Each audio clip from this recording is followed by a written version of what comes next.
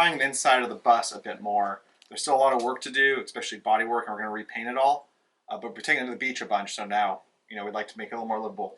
We looked at putting panels inside here, but buying whole new white vinyl panels was going to be $1,500. Luckily, the previous owner gave us a full black vinyl set to go with the bus, and we were going to try coloring them with this Vinyl and Fabric spray by Duplicolor. So we're going to see how that goes. First, we're going to wipe these down with IPA, and then we're going to spray them.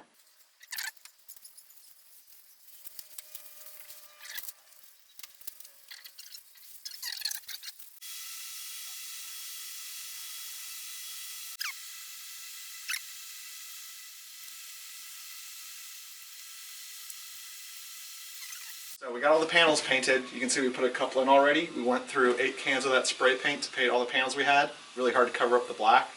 To put these in, it's a little tricky. The clips that you get, I'll do a close of that, the clips, they don't just hook in vertically and hang. You actually have to fish them in, and they all kind of go at wonky angles, so you have to line it up to the holes in the bus as you mount it. So here's the clips. You can see it's at an angle, and now it's lined up to that hole. And I get the top row lined up, peel it back, and then just line them up as I go down.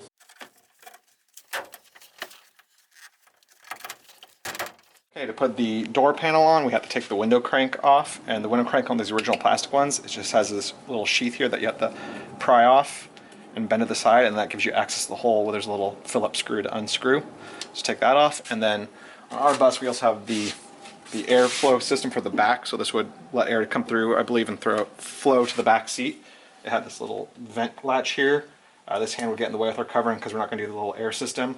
Went ahead and just pulled this forward, and then a little forceful tug pulls it right out. And then our old door grab handle was this nice pretty rope that a previous owner put in, but we're going to have to take that off and then get proper grab handles that mount here. Okay, we got the hand crank back on, and the door handle here, we had to use an X-Acto knife to cut out some of the vinyl around it. This little sheath cover area here, the screw did not come when we ordered it from J-Bug, so it's not here yet, but once that comes, that'll screw down there, and then this little black pocket slips in under there and fills in that area, so it makes it nice and clean.